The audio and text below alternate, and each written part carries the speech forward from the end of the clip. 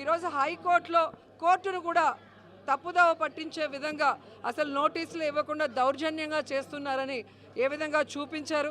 ఆ విషయం ఈరోజు హైకోర్టు కూడా తెలుసుకొని జరిమానా విధించింది అంటే లాగిపెట్టి లెంపకాయ కొట్టినట్టే. ఇప్పటికైనా బుద్ధి తెచ్చుకొని ఆయన ఒళ్ళు దగ్గర పెట్టుకోవాలి. జగన్మోహన్ రెడ్డి గారిని తిడతాడేంటి? ఇప్పటంలో జరిగిన దానికి కారణం ఎవరు? చంద్రబాబు నాయుడు. చంద్రబాబు నాయుడు కొడుకు అక్కడ కంటెస్ట్ చేసి ఓడిపోతే అక్కడ ఒక సమస్య వస్తే ఆయన కొడుకు లోకేష్ వెళ్ళాలి. పవన్ కళ్యాణ్ని పంపించి పవన్ కళ్యాణ్ని ఫూల్ చేసింది చంద్రబాబు నాయుడు.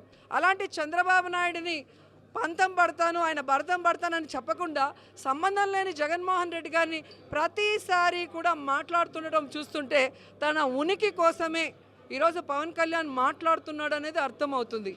అండ్ ఈరోజు దమ్ము ధైర్యం ఉంటే పవన్ కళ్యాణ్కి 175 స్థానాల్లో నువ్వు జనసేన తరఫున క్యాండిడేట్లు పెట్టు, అప్పుడు నువ్వు హీరో అవుతావు. నువ్వు సినిమాలో హీరో వేషాలు వేసి ఇక్కడ వచ్చి నువ్వు జీరో వేషాలు వేస్తే ప్రజలు ఎవరు నిన్ను హీరోని చెయ్యరు.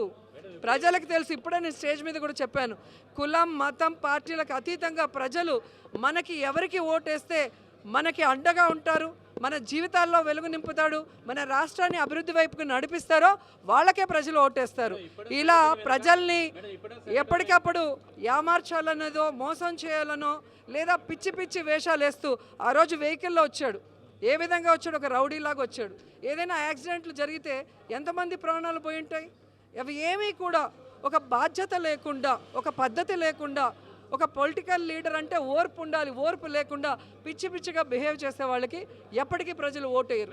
అది లాస్ట్ 2019 ఎలక్షన్లోనే 2 చోట్ల పవన్ కళ్యాణ్ నించుంటే 2 చోట్ల ఓడించారంటే దానికి అర్థం అది.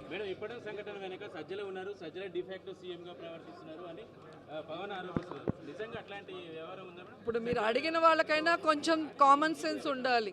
ఎందుకంటే ఇప్పటంలో ఇష్యూని కోర్టుకు తీసుకెళ్ళింది పవన్ కళ్యాణ్ తెలుగుదేశం వాళ్ళు, కోర్టుని తప్పుదోవ పట్టించింది తెలుగుదేశం పవన్ కళ్యాణ్ వాళ్ళు, నోటీసులు ఇవ్వలేదని అబద్ధం చెప్పింది పవన్ కళ్యాణ్ తెలుగుదేశం పార్టీ వాళ్ళు.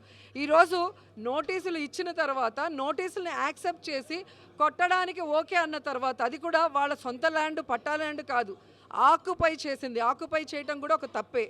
మరి ఆక్యుపై చేసిన తర్వాత నోటీస్ అనేది ఇస్తారు. ఇచ్చిన తర్వాత వాళ్ళ ఇష్టాలు వాళ్ళు యాక్సెప్ట్ చేస్తే ఓకే, యాక్సెప్ట్ చేయనప్పుడు కోర్టుకు వెళ్తారు. ఆ అవకాశం ఉంది కదా. దీంట్లో ఎవరిని మోసం చేయటమో బెదిరించటమో లాక్కోవటం అనేది ఉండదు. ప్రతి ఒక్కరికి కూడా కోర్టును ఆశ్రయిస్తే తప్పు జరిగితే దాన్ని సరిదిద్దే అధికారం కోర్టుకు ఉంది కాబట్టి కోర్టు సరిదిద్దుతుంది. కానీ ఈరోజు కోర్టే పనిష్మెంట్గా ప్రతి మనిషికి 1,00,000 రూపాయలు ఇచ్చి 14 లక్షల రూపాయలు జరిమానా వేస్తే ఈరోజు వాళ్ళు బాధితులు, వాళ్ళకి 1,00,000 రూపాయలు నేను ఇచ్చాను అంటే మీరు ఏం ఎంకరేజ్ చేయాలనుకుంటున్నారు?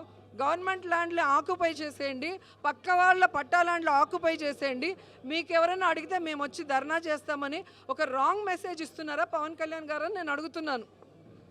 మేడం, వచ్చే ఎన్నికల్లో బీజేపీతో సంబంధం లేకుండానే వైసీపీ